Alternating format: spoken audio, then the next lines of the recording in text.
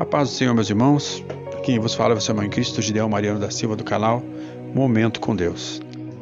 Antes de mais nada, eu peço que, se você ainda não é inscrito no meu canal e não acompanha o meu trabalho, por gentileza, inscreva-se no linkzinho que vai aparecer aqui abaixo da descrição do canal. E também, se você clicando naquele sininho, você pode estar recebendo as notificações no seu e-mail, no seu YouTube, quando eu postar mensagens novas. Amém? Vamos à palavra de Deus. Clama a mim e responder-te-ei. Invoca o meu nome no dia da angústia, e eu responderei e te livrarei. Amém? Essa palavra que Deus pediu em meu coração para que compartilhasse com você hoje. Frequentemente, muitas pessoas nos falam, nossos líderes, pastores, irmãos da igreja, que embora desastre após desastre seja derramado, nós não devemos ter medo, pois a Bíblia diz que 1000 poderão cair ao teu lado e 10.000 à tua direita, mas tu não serás atingido. Em Salmos 91:7 fala isso, que se tivermos fé no Senhor e continuarmos a orar, a ler a Bíblia e nos reunir com nossos irmãos, os desastres não nos acometerão. Mas alguns, infelizmente, cristãos religiosos que morreram nesses desastres, como isso? Todos eles liam a Bíblia, todos eles oravam e serviam ao Senhor. Então, por que Deus não os protegeu? Talvez essa pergunta seja feita por muitas pessoas. Por que Deus não os protegeu? Há muitos versículos na Bíblia que servem como referência para nós. Em Mateus 7, do versículo 21 até o 23, fala que nem todos os que me dizem Senhor, Senhor entrará no reino dos céus, mas aquele que faz a vontade do meu Pai, que está nos céus. Muitos me dirão naquele dia, Senhor, Senhor, não profetizamos nós em teu nome, e em teu nome não expulsamos demônios, e em teu nome não fizemos muitos milagres? Então lhe direi claramente, assim disse Jesus, nunca vos conheci. Apartai-vos de mim, vós que praticais a iniquidade. Tem uma parte do versículo que eu quero até que você reflita sobre isso. No Apocalipse, capítulo 22, versículo 12, 13, 14 até o 15. Essa mensagem vai ficar exposta ali na tela para você ler junto comigo. Que diz assim, eis que cedo venho, e está comigo a minha recompensa, para retribuir a cada um segundo a sua obra. Eu sou o Alfa e o Ômega, o primeiro e o derradeiro, o princípio e o fim. Bem-aventurados aqueles que lavam as suas vestes, para que tenham direito à árvore da vida, e possam entrar na cidade pelas portas. Ficarão de fora os cães, os feiticeiros, os adúlteros, os homicidas, os idólatras e todos aquele que ama e pratica a mentira. Apocalipse 22, 12 até o verso 15. Amém? A palavra de Deus nos fala de uma forma muito relevante. Agora é o momento de eu determinar o fim. Jesus fala nesse versículo dessa forma. Agora é o momento de determinar o fim de cada pessoa. Não é a etapa de eu começar a operar o ser humano. Anoto no meu livro de registros, falando isso como uma decifração desse versículo, Jesus falando dessa forma que ele anotará tudo no livro de registro e naquele dia ele vai ser o momento de determinar o fim de cada um. Por um daquilo que cada um faz. Quando eu falo para alguém, muitas vezes alguém pergunta para mim, Deus está vendo realmente tudo que nós faz? Sim, Deus vê tudo que nós faz.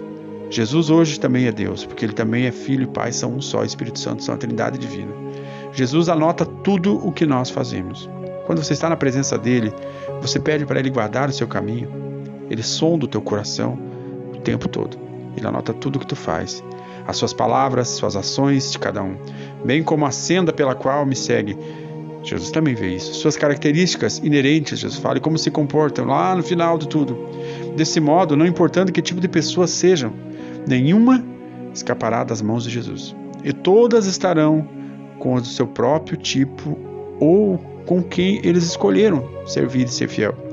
Segundo aquilo que Jesus designar. Ele vai decidir o destino de cada pessoa, não com a base na sua idade, senioridade, quantidade que ele sofreu, muito menos pelo grau em que ele causa compaixão, mas sim pelo acordo que ele possui de acordo com a verdade ou não a verdade. Então não há outra escolha além dessa.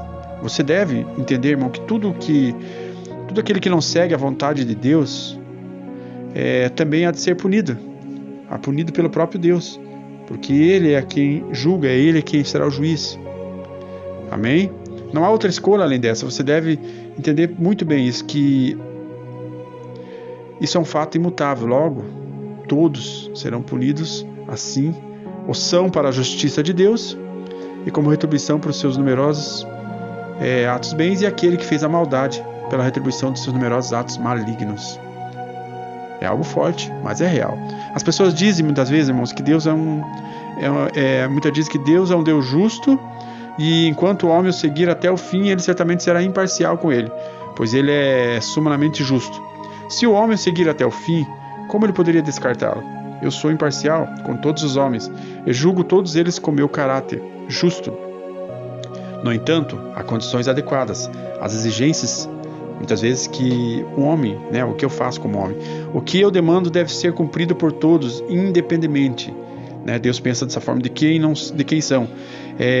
Deus não se importa com as qualificações, nem por quanto tempo as teve.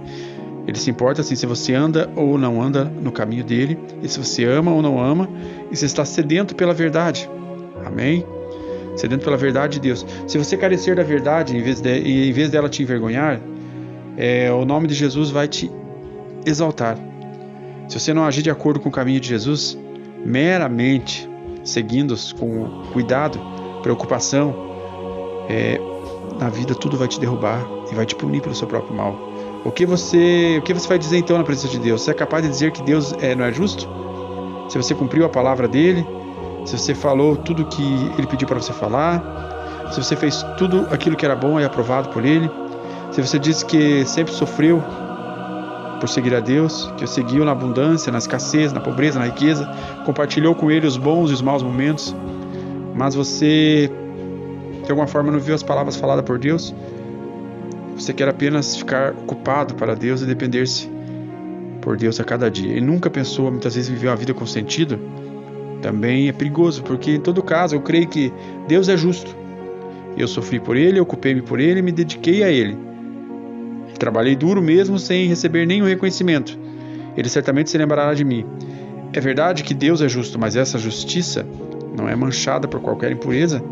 Ela não contém qualquer vontade humana, nem é manchada pela carne ou pelo pecado, por transações humanas. Todos que são rebeldes e estão em oposição, todos que não estão em conformidade com o seu caminho, serão punidos pelo pecado. Ninguém é perdoado, ninguém é poupado. Algumas pessoas dizem: hoje eu corro para ti, Jesus.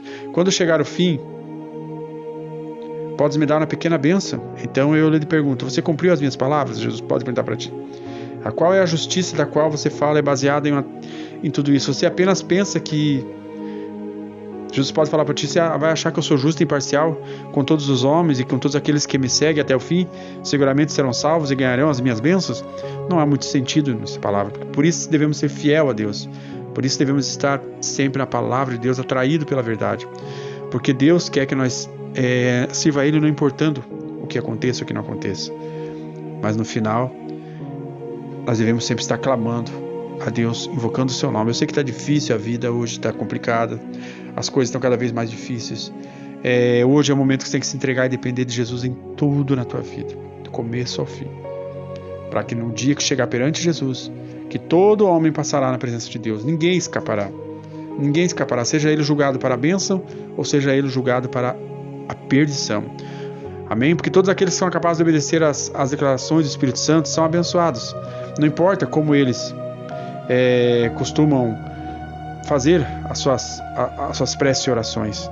Todo aquele que ora e clama de coração, o Espírito Santo começa a operar dentro deles daquele momento em diante. Então aqueles que ganharam e ganham almas para a obra de Deus, sejam os mais recentes, os mais antigos, todos esses receberão o seu galardão pelo trabalho para Deus. Nós não receberemos de Deus galardão por coisas feitas aqui na terra, pelo nosso dinheiro, pelo nosso trabalho e até mesmo por bondade feita às pessoas. De Jesus nós recebemos o galardão pelo aquilo que fizemos para a obra dele, para levar uma palavra de amor, uma palavra de conforto, uma oração. Aquele que recebe galardão, recebe galardão pela oração que ele faz para alguém, pelo jejum, pela consagração, pela vida dedicada a Deus. Por algo que não te traz bem financeiro, e nem um benefício financeiro, mas te traz sim benefício na presença de Deus. Eu quero que nesse momento, que você puder fechar os teus olhos, vamos orar a Deus, pedindo a Ele que nos ajude, invocando a Ele o nome de Jesus Cristo, para nos salvar, para nos libertar, para nos livrar de toda angústia. Amém? Grande e poderoso Deus, eu peço a Ti, Senhor, neste momento, depois de refletir nessa palavra, do quanto precisamos de Ti, do quanto temos que ser sinceros e andar na retidão da Tua palavra. Senhor, que olhe pela vida de cada pessoa que está orando comigo, que está invocando o Teu nome, para que clame cada vez mais a Ti.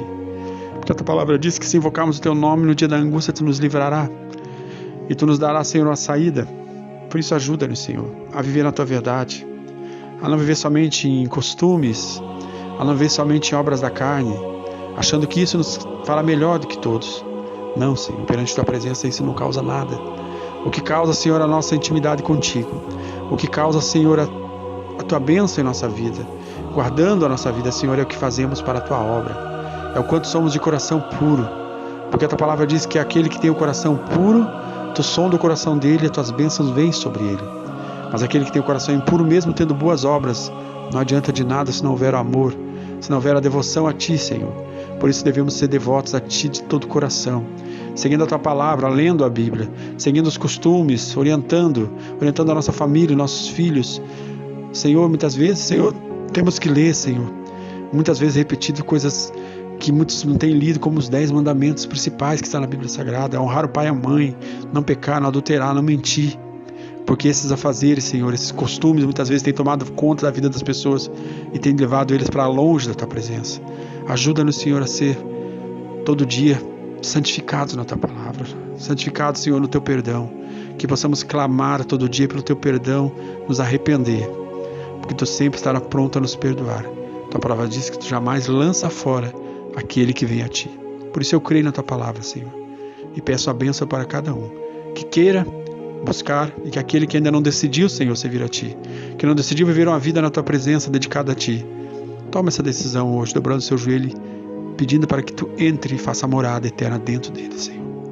Eu agradeço pela essa oportunidade, Jesus, de todo o coração, Senhor. Amém e amém. Eu agradeço você que tirou esse momento de oração comigo, refletindo a palavra de Deus.